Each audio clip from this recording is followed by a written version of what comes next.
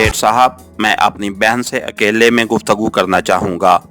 हिन्ना के कमरे में दाखिल होते ही वो सेठ फाजिल से मुखातिब हुआ। आतिफ साहब, वो कोई मुजरिम नहीं है। हाँ, मगर आप हैं, आतिफ धीमे लहजे में बोला, इस तरह के हिना उसकी आवाज़ ना सुन सके। मम, मैं ठीक है, आपने बेबी से जो पूछना है पूछ लें। मैं ड्राइंग रूम में आपका मुंतज़िर हूँ, सेठ फाजिल जल्दी से बोला। उसे समझ ना आई कि बज़ाहिर कालजेट नजर आने वाले इस नौजवान में ऐसी कौन सी बात थी जो उस पे घबराहट तारी कर रही है। शायद एजेंसी के नाम ने उसे बदहवास या हवास बख्ता किया हुआ था। उसके कमरे से निकलते ही आतिफ आला क्वालिटी का इम्पोर्टेड कंबल ओढ़े हिना की जानिब मुतवज्जे हुआ। वो नहीं जानता था कि उसे गोली लगी है। सेठ फाजिल ने भी फकत उसकी बीमारी का जिक्र किया था। उसके दिलकश चेहरे पे छाई हल्की जर्दी से उसने अंदाजा लगाया कि वो काफी सीरियस है, मगर वो बीमारी भी उसकी दिलकशी को कहना नहीं सकी थी। उसके ज़हन में जोने एलिया का शेर गूंजा, जो रहनाई निगाहों के लिए सामान जलवा है, जो रहनाई निगाहों के लिए सामान जलवा है, लिबास मुफलसी में कितनी बेकीमत नजर आती। यहाँ तो जाज़बियत भी है दौलत ही की परवरदा, यहाँ तो जाज़बियत भी है दौलत ही की परवरदा, ये लड़की फाका कश होती तो बदसूरत नज़र आती। मगर फिर उसे ये शेर बेमहल लगा, क्योंकि अगर वो गरीब भी होती तो लाखों में नुमाया नज़र आती। आतिफ इस्माइल शाह के ज़र्फ़ का मुतरफ हो गया, जिसने ऐसी खूबसूरत लड़की की इज्जत पे हर्फ नहीं आने दिया था। शायद उसके मासूम चेहरे ने उसे गलत इरादे से बाज रखा हो। आतिफ के जहन में एक अमकानी सोच उभरी। उसने सर झटक कर इन लाताल्लुक ख्यालात से पीछा छुड़ाया और हिना से मुखातिब हुआ। आपका नाम हिना है ना?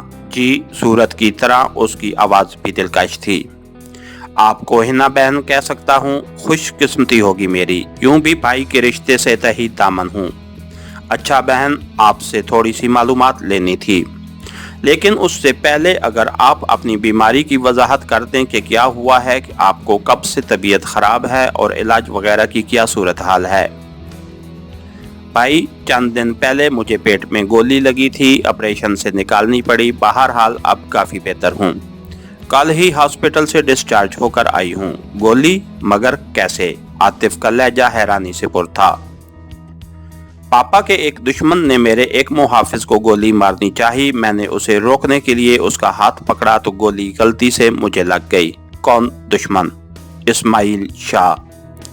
मैंने तो सुना है कि उसने तुझे बगैर कोई नुकसान पहुंचाए रिहा कर दिया था। ये वाकया उसके बाद पेश आया। वजाहत करना पसंद करोगी?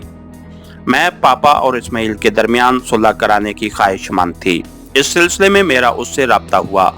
उसने मुझे पैराडाइज होटल में बुलवाया। मैं पापा की लाइल्मी में उससे मुलाकात के लिए गई।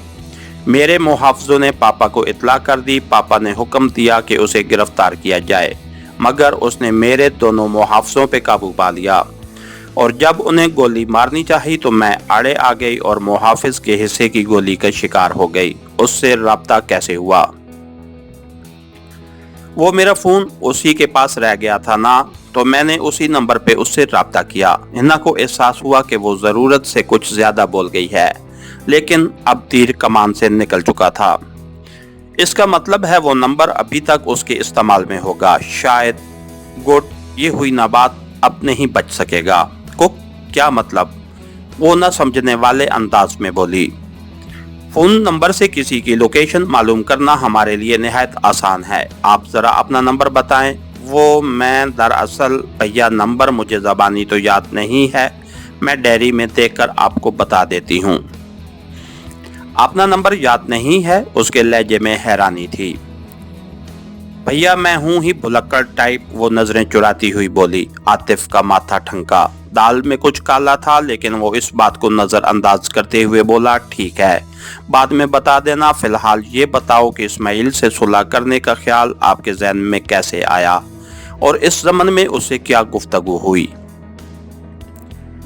वो पापा का जानी दुश्मन है और मैं पापा से बहुत मोहब्बत करती हूँ। कैद के दिनों मैंने उसे बहुत करीब से देखा है।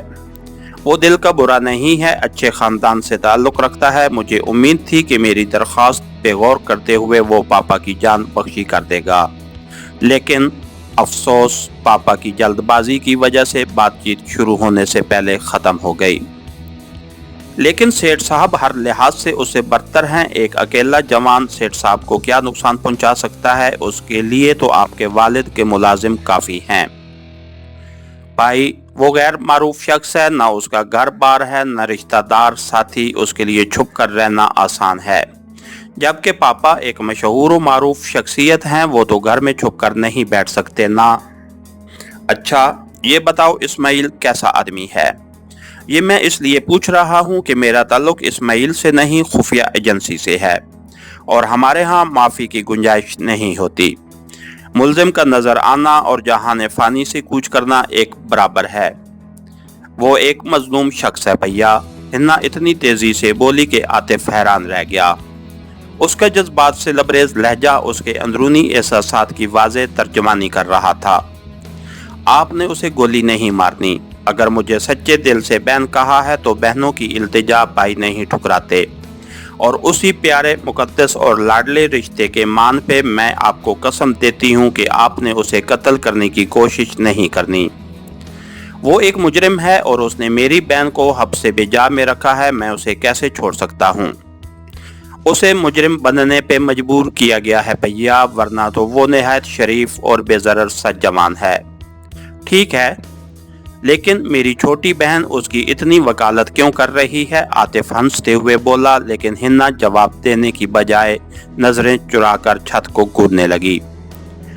मैंने कुछ पूछा है छोटी, वो अपनायत से बोला। मुझे नहीं पता, वो धीरे से बोली। लेकिन मुझे पता है, आतिफ संजीदगी से बोला। देखो छोटी बहन, भाई का इस मौजू पे बात करना कुछ मायूब सा लगता है, लेकिन फिर भी मैं एक बात तेरे गोश गुजार जरूर करूँगा। तुम उम्र के जिस दौर से गुजर रही हो, ये बहुत नाजुक दौर है। इंसान के अंदर चाहने और चाहे जानने के जज्बात बड़ी शिद्दत से मौजज़न रहते हैं, और फिर जो अच्छा लगना लगे उसकी सारी बुराइयां खूबियां दिखाई देती हैं। इंसान भले बुरे की तमीज़ खो देता है। प्यार, मोहब्बत, चाहत, इश्क ऐसी बीमारियां हैं जिन्हें मैं कैंसर से ज़्यादा मुज़ी समझता हूँ। हमारे मज़हब में ऐसी मोहब्बत का कोई तस्वर नहीं है। ये जो मुआशरे में हीर रांझा, लैला मजनू और सोनी माहिवाल वगैरह के किस्से मशहूर हैं और जहला बड़ी अकीदत से उनका जिक्र करते हैं, ये सब फरसूदा बातें हैं। अगर तुम इन किस्सों कहानियों को गौर से पढ़ो तो तुम्हें पता चलेगा कि उनके अंदर किस कदर घटिया मोहब्बत पेश की गई है। बस ज़बान ज़द आम हो गए हैं, जाहिल अवाम में पजीराई मिल गई, वरना खुद सोचो, एक शादीशुदा औरत का गैर मर्द के साथ भाग जाना ये बेगैरती है या मोहब्बत? और फिर इस ज़मन में हमारे ड्रामों और फिल्मों वगैरह ने भी नौजवान नस्ल को बड़ा मिसगाइड किया है। इसलिए याद रखना कि मोहब्बत सिर्फ उससे करनी है जिससे तुम्हारे वालिद तुम्हारी शादी कर दें, और बस हमारा दीन भी उसी मोहब्बत की तलकीन व तायीद करता है, और हमारे रस्म व रवाज में भी उसी की गुंजाइश है। बाकी वालिदैन कभी भी अपनी औलाद की बुराई नहीं चाहते। आखिरी बात कि मोहब्बत हो जाना मुमकिन है, ये इंसान की फितरत में है, लेकिन जज्बात को कंट्रोल करना वो भी औरत ज़ात के लिए निहायत ज़रूरी है। अपनी अक्ल को हमेशा दिल पे मुकद्दम रखो। वो एक स्कॉलर कहता है ना, don't trust your heart because it's not on the right side. तुम मेरी बात समझ रही हो ना? वो इस बात में सर हिलाते हुए बोली। हाँ भैया, लेकिन ये सब कुछ मुझे बताने की ज़रूरत क्यों पेश आ गई? अगर जानते बूझते अनजान बन रही हो तो तुम्हारी मर्जी, वरना इस्माइल शाह और तुम्हारा मिलाप एक अजूबा ही होगा। उसकी वजाहत ने एक बार फिर हिन्ना को नजरें चुराने पर मजबूर कर दिया। वो हकलाते हुए बोली, आप क्या कह रहे हैं भैया? मैंने ऐसा कब कहा? मम, मैं तो इस्माइल के साथ कोई ऐसी बात नहीं हुई। मैं तो, तूने सुना नहीं? इश्क मुश्क छुपाए नहीं छुपते। तुम्हारा लहजा, अंदाज और इस्माइल के नाम पे आंखों में पैदा होने वाली चमक दिली जज्बात की अक्कासी कर रहे हैं। भैया ऐसी कोई बात नहीं है। उसने अपने लहजे में एतमाद पैदा करने की कोशिश की। खैर छोड़ो। आतिफ ने इस मौजू को तूल देना मुनासिब न समझा। तो मुझे अपना नंबर बताने वाली थी, वो पापा के पास मौजूद है, उसी से ले लेना। अच्छा, फिर इजाजत दो। अगर इस्माइल शाह के मुतल्लिक किसी भी बात का इल्म हो तो सेठ साहब की वसातत से मुझ तक पहुंचा देना। खुदा हाफिज। वो जाने के लिए मुड़ा। भैया, उसने झिझकते हुए उसे आवाज दी। जी। वो रुकते हुए मुस्तफसर हुआ। अपना ख्याल रखना। और हाँ, बोलो। और क्या? और मेरा भी ख्याल रखना।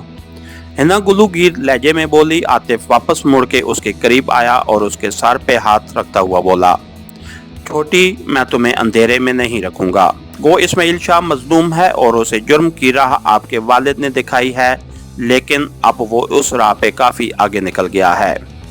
अगर वो सिर्फ मुजरिम होता तो परवाह नहीं थी, मैं उसे तख्तादार से भी अपने बहन के लिए बचा कर ले आता, मगर अब मुल्क दुश्मन अनासिर से उसके ताल्लुकात की खबरें आ रही हैं। अगर ये हकीकत है तो सॉरी, मैं उसकी जिंदगी की जमानत नहीं दे सकता।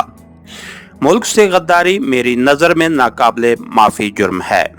हो सकता है ये झूठ हो सकता है वो बेखबरी में उनका अलाकार बन गया हो सकता है वो मजबूर हो, और फिर उसे सुधरने का मौका भी तो दिया जा सकता है ना। आखिर एक इंसान से गलती भी तो मुतवक्के है। आपका कानून सिर्फ जुर्म क्यों देखता है? उसके पसे पर्दा हकायक को क्यों नज़रअंदाज कर देता है? ओह मेरी छोटी सी बहन, तू अच्छी खासी वकील है।